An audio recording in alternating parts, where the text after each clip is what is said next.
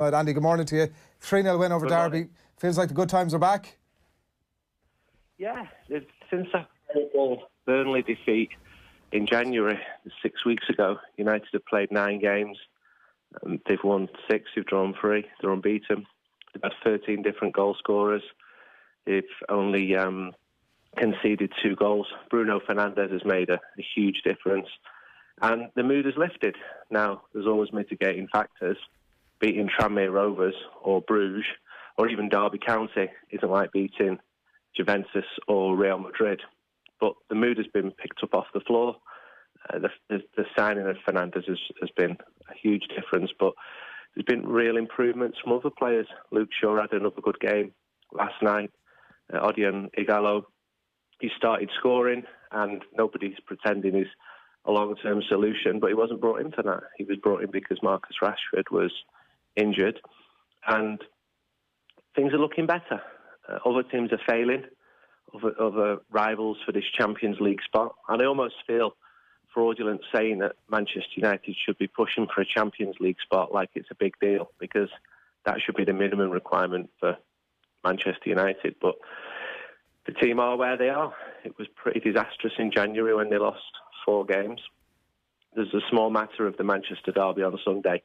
City have got a brilliant record at Old Trafford, and that really needs to change. Just like Everton last week, it was only a draw for United, but it was 4-0 in April. That was probably the worst defeat for Ole Gunnar Solskjaer's side. So, little by little, putting an optimistic face on it. If they can continue to recruit well, continue to offload the players, which Solskjaer sees as being problematic, then things should start to pick up. It's still a fragile confidence. I'm sure there's going to be more setbacks, but if you can just finish this season with a trophy or a European Champions League spot, then that would be a big bonus. Because it's only 6 or 7 weeks ago that moderate people, rather than online lunatics, were thinking Ole Solskjaer is not the man. They were starting to doubt him, and there has to be minimum requirements, and he's meeting them at the moment, and he's got to finish this season strongly. Last season petered out after Paris away. That was a year ago today. United won 2 of the remaining 12 games. That was nowhere near good enough. But this season has got to finish much stronger. Got a very favourable draw in the Europa League. And Norwich away in the FA Cup 6th round. OK, they keep being drawn away, but United beat them easily home and away this season. So there's a realistic prospect of a FA Cup semi-final. So it's not as bad as it looked recently. Yeah, it'll be a huge success, obviously, to get into the Champions League. And you're right to say it's not as if they're playing Real Madrid or Liverpool, maybe more appropriately every week. But at the same time, they're grounding out results now against those teams in a way that maybe they weren't previously. And I wonder, you've mentioned him already there, Andy, in relation to Bruno Fernandes. He'll face another big game last night. He will face, again, tougher opposition, I'm sure, down the track. I wonder how much the recent upturn is to do with the Solskjaer grand plan, or whether Fernandes, and I use this phrase lightly, but whether the Fernandes performances and his influence and impact on games is papering over the cracks to any degree. You say Liverpool. Some of the teams I mentioned actually win games. Liverpool are losing games at the moment, so it might not be a bad thing if Manchester United played Liverpool at the moment, but I'm afraid, given that Liverpool knocked out the FA Cup, it's impossible to meet them again this season. And they went out the League Cup early as well. No, I'm being facetious. Liverpool have been brilliant this year, but United fans have been laughing at their misfortune recently. Fernandes, not only on the pitch, he's a real influence in the dressing room. Players are taking notice of him. They respect him, primarily because he's very good. He's a decent person as well. But also, to get into the Champions League, then their bonuses are going to shoot right up. And they were going nowhere near that in January before he came. There were injuries, there were bad injuries, but they're looking much better with him. He's versatile. He's been the best player in just about every game, which is pretty difficult to do. So it's still early for him, but he's had a fantastic start. I think fans, they cut players a bit of slack when they arrive at a club. Fred's probably a good example of that, where he's having a good season there, but he didn't really do anything in his first season, and he's not the only one. But Fernandes has come into a difficult team as well. It cannot be easy in a team like Manchester United, and it was missing its best players. But right from the first game, he showed an attacking intent. He wants to shoot all the time. He wants to move the ball forward, and other players are replicating that, and things are looking much, much brighter. Yeah, I think that City is a big game on Sunday, and I'm not actually that confident. Pep Guardiola always gets it right at Old Trafford. So I would be surprised if United managed to avoid defeat against City at home. That's not a sentence I would have said 10, 15, 20 years ago. yeah. I think there's definitely also an element of Manchester City at this point that they want to win every single game possible, just to ensure that Liverpool win the league as late as possible, hopefully just capitalising on any further slips by Liverpool. And we're just going to get Andy's line fixed there for a moment. But the point I just want to put to Andy is that it must feel so encouraging for Manchester United fans, this whole Bruno Fernandes thing, because there's just been a trend of recent signings in recent years, and Fred is one of them. The players just look so much worse when they play for Manchester United. That it's been a case for, to a certain degree, in the first half of the season for Harry Maguire. Now we're starting to see him come back to a very good level of form, I would have thought, for a centre-back. But Bruno Fernandes has come into the team and straight away has looked very good. So imagine when all the other parts for Manchester United, and I know we've got Andy back in the line now, when all the rest of the parts come together for Manchester United, how good Bruno is going to look for them, because even in the midst of a little bit of chaos, I know it's not as bad as it was now as it was at the start of the season, but in the midst of a little bit of chaos, he has looked exceptional. That must give huge hope for what the ceiling of this guy really is. I think we might have lost Andy there again. We'll try and re-establish that line and come back to him in a little bit. Yeah, listen, it's fascinating. I know Kenny was on the show. It was a last night or during the week. He was talking about the possibility of getting Pogba back in the pitch and how himself and Fernandes might be the new Silva and De Bruyne. But, I mean, that if is such a massive if at this point. And actually, the more that Fernandes impresses and the more that United team are purring along, like, the less argument there is. Even looking at it, I mean, caught the second half, I haven't watched the Tala game last night, but even looking at it last night, and it was Derby, it's all fair.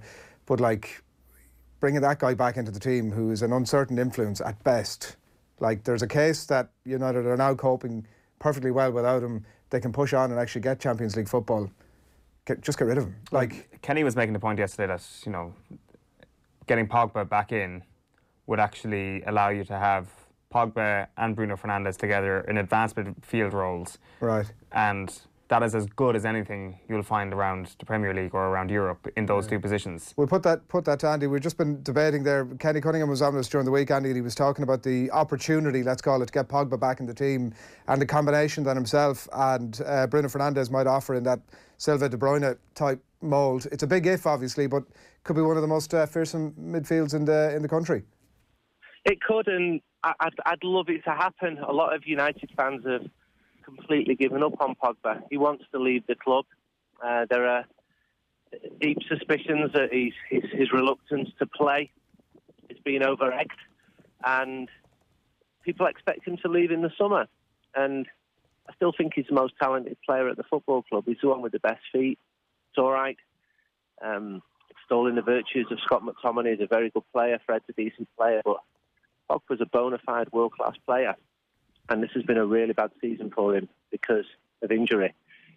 And the dynamic's difficult because he has been the main man in the dressing room, and other players look up to him. I'm talking about Jesse Lingard, Anthony Martial. And when they know he wants to go, I'm not sure that that's a good thing either. And I expect him to leave. I think there's a 10% chance he'll stay and do well. It would need a real recovery, but it's in his interest to recover because there's the European Championships this summer. I doubt that France, even though it's Paul Pogba, would pick him if he's not been playing games for Manchester United. And I'd love his fortunes to turn around. United will not let him go easily. They have not been impressed by the conduct of his agent one bit.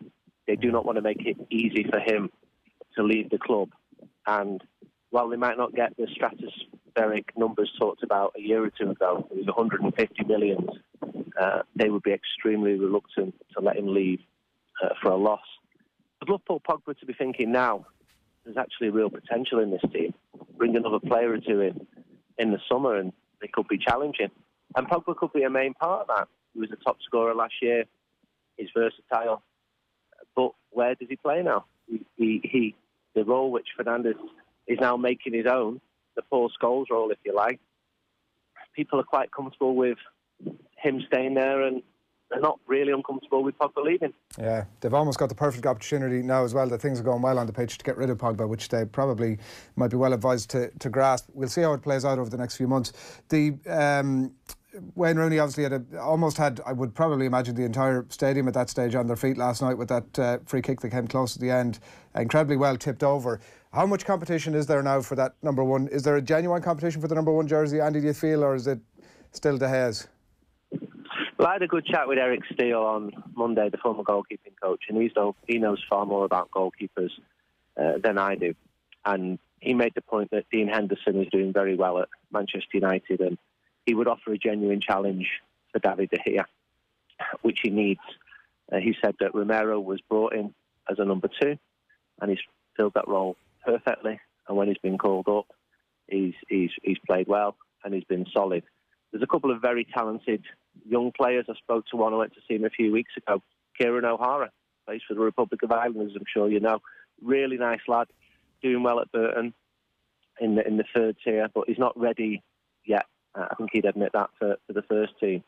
I like the idea of Henderson and De Gea going at it and creating a real tough competition in the way that I've seen Brandon Williams come in and Luke Shaw really up his game, because De Gea has made mistakes. He's not as good as he was. I'd still back him. I'd still stick with him. But I think competition is a good thing for him, and he probably doesn't feel it at the moment. He knows that number one spot is his.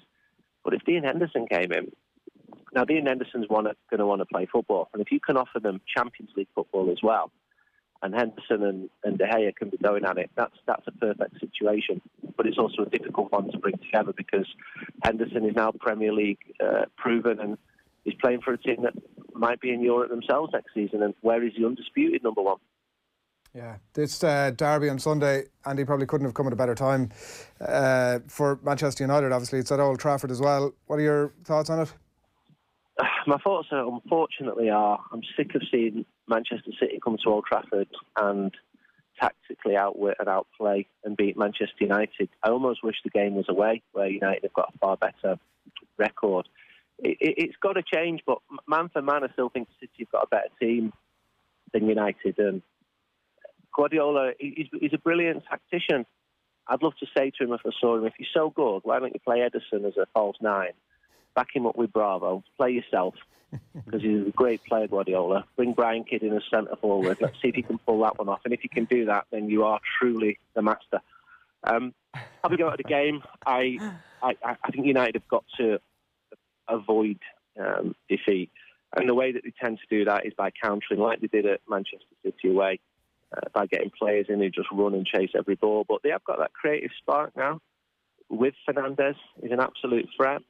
The defence is keeping clean sheets. The defence is playing really well. So I have a cautious optimism. I just think that City are better than United. And I was in the Bernabeu last week. I saw them do a tactical number on Real Madrid. And I worry that they're going to do the same on Sunday. And I speak to you a lot. I'm usually optimistic. And I'd love to speak to you Monday morning with Manchester United not having been defeated. Yeah, well, look, we might just do that. Andy, thanks a million for now.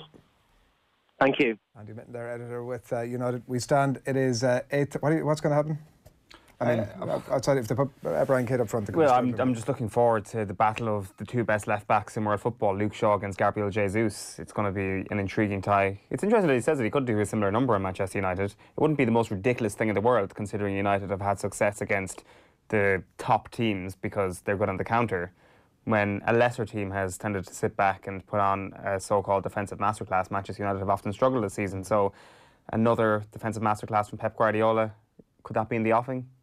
Potentially. We're in the window now of Manchester United have turned the corner and they're going to be the greatest team that has ever existed. We're in that window now, so let's roll with that until Sunday, and then it gets...